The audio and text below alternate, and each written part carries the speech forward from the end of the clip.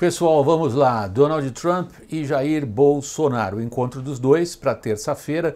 Nesta segunda, uma série, aliás, o fim de semana quase todo, uma série de acontecimentos importantes em torno da relação que é a mais fundamental para a gente entender o papel do Brasil internacional, que é a relação com os Estados Unidos. Isso já tem esse tipo de papel importante os Estados Unidos já no mínimo uns 150 anos. Vamos lá o que aconteceu de concreto nessa visita de Jair Bolsonaro a Washington até agora. Em primeiro lugar, e muito importante, a assinatura de um acordo de proteção tecnológica através do qual os americanos se encontram em condições de fazer lançamentos comerciais de satélites a partir da base brasileira de Alcântara, no Maranhão. Para os que não são tão versados em assuntos técnicos, por que essa base é tão importante? Porque ela está muito próxima do Equador. Quem lança satélites de Alcântara consegue economizar até 30% em combustível ou pode aumentar em 30% a carga e determinados tipos de foguetes.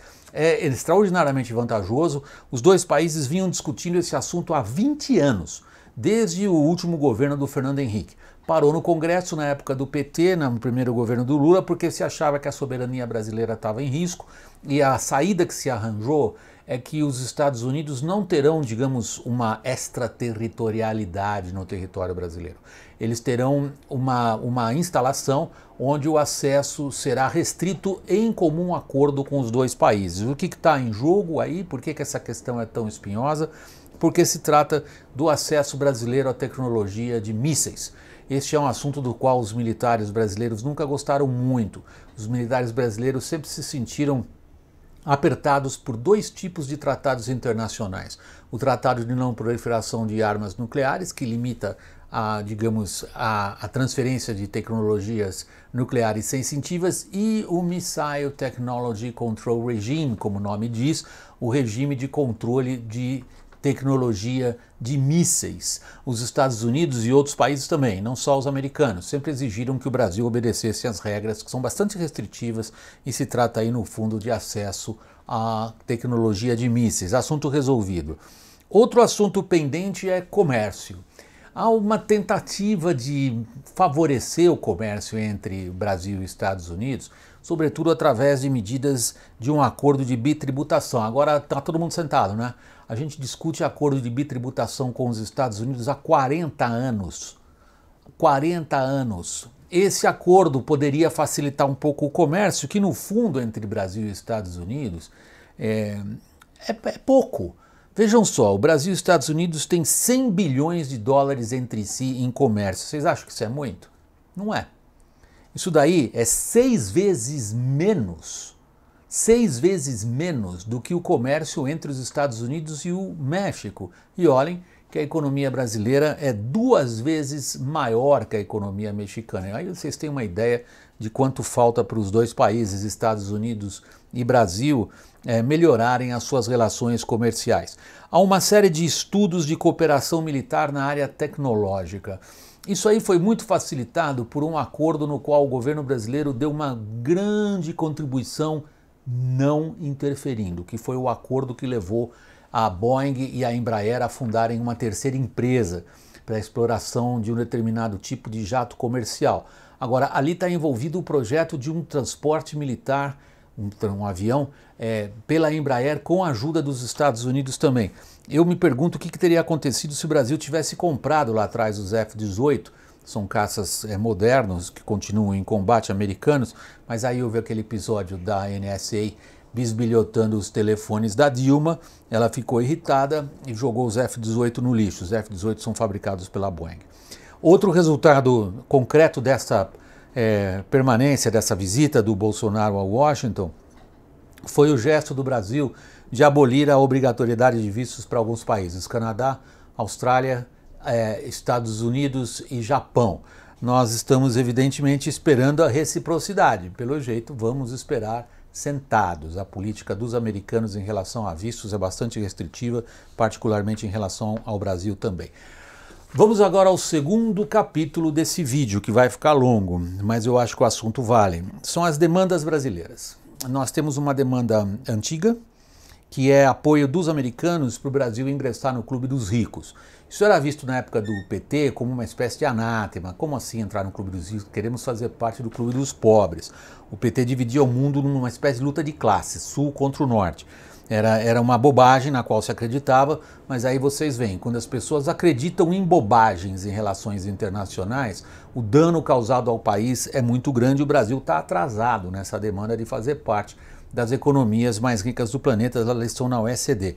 Vejam, a Argentina está há 2 anos esperando isso com o apoio americano. Não acho que vai ser resolvido muito rápido. Um outro aspecto interessante nas demandas brasileiras é a possibilidade de cooperação de algum tipo com a OTAN. A OTAN, a Organização do Tratado do Atlântico Norte, é o principal pacto militar do planeta. Ele foi criado logo depois da Segunda Guerra Mundial e tem os Estados Unidos como seu principal articulador e líder. O Brasil já participou de manobras da OTAN, inclusive na Europa, antes da era do PT. É um desafio muito grande ainda, sobretudo por causa de questões de salvaguardas tecnológicas. E também, isso aí é bobagem, a gente tapar o sol com a peneira, diante do sucateamento que ocorreu com as Forças Armadas brasileiras nos últimos anos, independentemente do governo. É difícil ter acesso a um pacto militar com este grau de sofisticação e com este empenho financeiro. Vejam, mesmo uma Alemanha não vai conseguir cumprir este ano o que ela se comprometeu a cumprir em termos de gastos militares, num país como o Brasil, que está lidando ainda com reforma da Previdência, ajuste das contas públicas e tudo mais. Imagina falar agora aqui em aumentar o nosso orçamento com defesa, embora eu particularmente, opinião pessoal minha, acho que não seria ruim. Vamos agora às pedras no caminho, nas relações entre Estados Unidos e Brasil. A primeira é de caráter geral. Vejam, o Jair Bolsonaro apostou tudo em Trump. Beleza, os dois se entendem bem. E se o Trump não se reelege? Como é que fica? Essa é sempre um dilema em política internacional, quando as relações entre estados ou relações, digamos, entre governos, como vocês sabem, os estados continuam existindo, os governos vão um sucedendo ao outro, podem mudar muito, né? Um governo de uma orientação substituído por governo de outra orientação. Pior ainda, quando fica tudo fixado em figuras políticas de proa, e no caso Jair Bolsonaro, uma figura política de proa no Brasil, Donald Trump, uma figura de proa nos Estados Unidos, vale também para a questão israelense, que tem uma eleição importantíssima agora, dia 9 de abril, e o Bolsonaro está indo lá 3 dias antes da eleição se decidir. E se o Trump não se reelege? Ele está enfrentando severas dificuldades. É difícil prever nesse momento, mas é difícil cravar nesse momento que ele ganha um segundo turno. E em matéria de política externa, o Trump está com uma dificuldade enorme em cumprir as promessas de campanha. Prometeu que ia fazer o muro com o México, não conseguiu, paralisou o governo americano, agora foi obrigado através de um veto, bloquear uma medida do Congresso que lhe impedia de pegar fundos especiais para construir o muro. O muro não está sendo construído. O Trump prometeu que o déficit comercial em mercadorias dos Estados Unidos com a China ia diminuir. Aumentou. Eu acho uma bobagem países medirem o sucesso das suas economias simplesmente por déficit comercial, mas foi assim que o Trump declarou que ele teria êxito. Ele diminuiria o déficit na balança comercial entre os Estados Unidos e a China. Esse déficit não diminuiu nos últimos 2 anos, ao contrário, aumentou. Os aliados americanos não seguiram o Trump e abandonaram o acordo que limitou o programa nuclear iraniano. Isso tem uma bandeira importantíssima da política externa americana. O Trump não conseguiu levar os aliados a fazer o que ele acha que é essencial, que é acabar completamente com esse acordo. Os aliados dos americanos têm sérias dúvidas sobre isso. O tal projeto de paz do Trump para resolver a questão, sobretudo nos territórios ocupados, resolver as questões ali entre palestinos e israelenses, não saiu do papel. Era outra promessa. E, por último, aquele ditador lá que eu chamo de gordinho de vez em quando, não preciso esconder que eu não vou com a cara dele, ele continua com a bomba dele, embora Trump e ele tenham trocado até cartas, como disse o próprio Trump, de amor. Vamos a uma outra questão, que é uma pedra no caminho entre Brasil e Estados Unidos, chama-se Venezuela. A Venezuela tem uma alta prioridade na política doméstica americana, a gente já tratou disso aqui em outros vídeos, tem a ver sobretudo com as eleições no estado da Flórida, que é um estado decisivo em qualquer eleição presidencial nos Estados Unidos e assim vem sendo nas últimas 4 ou 5 eleições. Mas há diferenças de interpretação muito grandes entre Washington e Brasília sobre o melhor caminho a seguir para tirar Nicolás Maduro do poder. Na verdade, isso traduz o que me parece ser uma falta de plano. Além de dar todo o reforço, sufocar econômica e diplomaticamente a ditadura chavista, um roadmap, como se diz, um plano até agora com etapas e um horizonte para tirar Maduro do poder, não apareceu. Se alguém tem, ainda não divulgou. Outra pedra no caminho de Brasil e Estados Unidos tem a ver com a Organização Mundial do Comércio. Como vocês têm acompanhado, Trump é um protecionista do velho estilo, mercantilista. Por isso que ele, quando enche a boca e diz, como mercantilista do velho estilo, que o sucesso dele vai se medir no déficit comercial com outros parceiros, como por exemplo a China, por isso que ele acaba sendo vítima das próprias palavras. Mas ele está empenhado em, de certa maneira, destruir o funcionamento da Organização Mundial do Comércio, justamente agora onde o Brasil vem apoiando um projeto de reforma dessa instituição multilateral por achar que é ruim do jeito que ela está hoje, mas seria pior ainda sem ela. Lembrem-se, nós não temos a mesma potência econômica, nem falar da militar, que não é o caso, dos Estados Unidos para sair por aí chutando portas e derrubando barraco. Agora, a principal pedra no caminho é o grande choque geopolítico da história da humanidade hoje, que é China e Estados Unidos. Essa é uma briga de cachorros grandes, na qual o Brasil tem muito a perder. Nós temos os Estados Unidos como um parceiro preferencial e importante. Temos a China como nosso principal parceiro comercial, não só comercial, tecnológico e do ponto de vista geopolítico é uma grandeza que a gente precisa olhar com muito cuidado e com muita cautela. Vejam, por exemplo, um problema já imediato que eu chamo de pedra no caminho.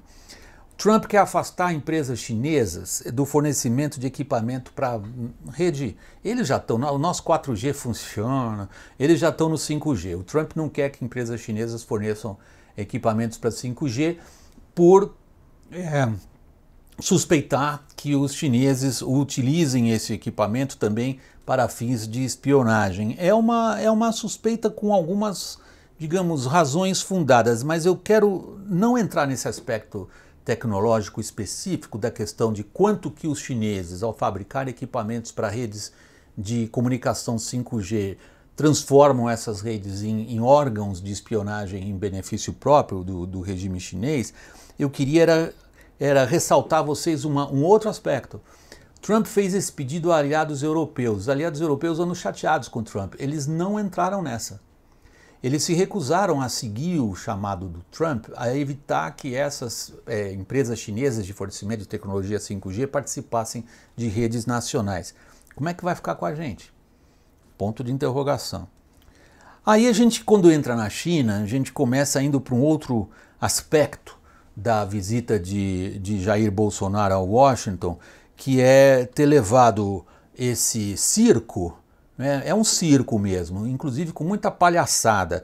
Esse circo das brigas internas do governo Jair Bolsonaro encontrou lá em Washington um palco de repercussão extraordinária. Nós levamos esse circo, né?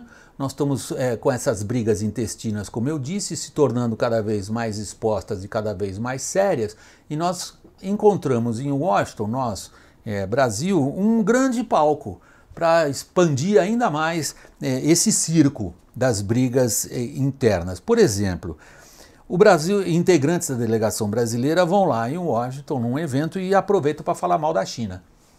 Aproveitam para falar mal da China justamente no momento em que a gente vai estudar como fica a relação do Brasil frente à China e frente aos Estados Unidos. Um pouco mais grave ainda, no jantar na residência do embaixador brasileiro em Washington, Sérgio Amaral, Ele é provavelmente uma das cabeças mais brilhantes do Itamaraty nos últimos 40 a 50 anos. Um diplomata de carreira, foi ministro no governo Fernando Henrique, mas não é isso que mancha a carreira de ninguém, muito pelo contrário, dependendo do que o cara fez. No caso do Sérgio Amaral, é um diplomata experiente, safo. Nesse jantar na residência do embaixador, o Bolsonaro se senta à direita dele, o Olavo de Carvalho, que é um intelectual com extraordinária influência dentro do governo Jair Bolsonaro. E à esquerda do presidente brasileiro, Steve Bannon. Steve Bannon foi uma espécie de mago das redes sociais no período da campanha do Donald Trump, a eleição de 2016, e ele chegou a esse lugar, uma espécie de estrategista das campanhas e mídias sociais do presidente americano, pelo papel que ele teve em transformar uma plataforma digital de informação, Breitbart, que responde a um determinado espectro da direita americana, e transformar isso numa das plataformas digitais de maior êxito. Vem sendo copiada, não importa a ideologia de quem seja, mas a técnica do uso de plataformas dessas é que projetaram Steve Bannon como um grande conhecedor de mídias sociais em geral e como um estrategista do uso delas em períodos eleitorais em particular, mas ele brigou feio com o Trump, brigou sobretudo com o entorno do Trump e com alguns dos seus então conselheiros. Trump brigou sucessivamente com vários círculos de conselheiros. Bannon hoje não é uma pessoa muito bem vista na Casa Branca. E aí vem o Olavo Carvalho à direita do presidente, o Steve Bannon à esquerda do presidente, os dois se juntam para atacar o vice-presidente brasileiro, o general Hamilton Mourão, em público. E isto leva o ministro da Economia, o Paulo Guedes, a chamar o Olavo de Carvalho à razão. Por quê? Por que está atacando um governo que mal começou? É isso que eu digo, que a gente conseguiu a proeza de levar para o palco de Washington, onde, claro, é uma caixa de repercussão muito maior do que Brasília, ou Rio ou São Paulo, o circo das nossas brigas internas. Eu me eximo, não é porque eu estou em cima do muro, de dizer quem tem razão, quem não tem razão nessa briga. O que eu quero assinalar é que claramente nós estamos vivendo um período de dissonância e de cisânia dentro das forças políticas que levaram Jair Bolsonaro à vitória. Querem mais um elemento? Os evangélicos entraram em cheio nessa briga agora. E é em torno de um aspecto que vocês vão dizer, putz, os caras vão discutir esse tipo de bobagem agora, meu Deus do céu. Eles estão discutindo quem é que fez Jair Bolsonaro se eleger presidente da República. Foi o intelectual Olavo de Carvalho, a influência que ele tem no pensamento do círculo mais próximo de Jair Bolsonaro, ou foi o peso que diversas, digamos, tendências no mundo do eleitor evangélico, ou foram essas tendências que deram o peso decisivo já no primeiro turno e no segundo turno também para a vitória de Jair Bolsonaro? Os evangélicos estão abertamente contestando versões que vêm de dentro do círculo mais próximo do presidente, segundo o qual as ideias do intelectual teriam sido mais decisivas do que a capilaridade, o peso do apoio e o comando hierárquico que igrejas evangélicas têm de setores importantes do eleitorado brasileiro. Independentemente de que opinião que vocês tenham a respeito disso, e independentemente da opinião que cada um possa ter do intelectual, do estrategista que foi do Trump, dos pastores evangélicos, o que é um fato diante de todos nós é que a dissonância, a briga ocupam um espaço cada vez maior e cutucando setores importantes de dentro do governo. Quer dizer, não é de graça que os militares estão apanhando. Agora, não sei quanto tempo eles apanham quietos também. Então, se a ideia é falar com uma voz só, em torno de reformas importantes, em torno de colocação de eixos importantes, como por exemplo na política externa, nós estamos andando no caminho às avessas. É uma outra, digamos, tão antiga quanto provavelmente os estudos de relações diplomáticas, a afirmação de que as relações entre grandes países, como por exemplo Estados Unidos e Brasil, elas sempre são maiores que os governos da vez.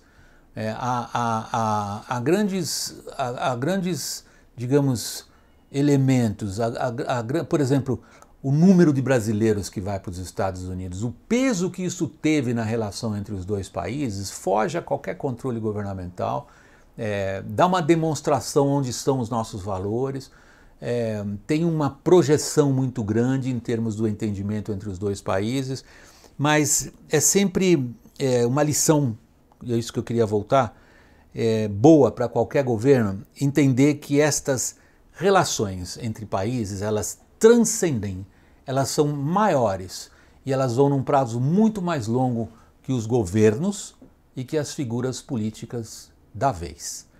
Muito obrigado, pessoal. Obrigado sobretudo pela paciência. Eu sei que ficou um pouco longo, mas Brasil e Estados Unidos é um assunto de grande relevância. E até o próximo vídeo. Tchau.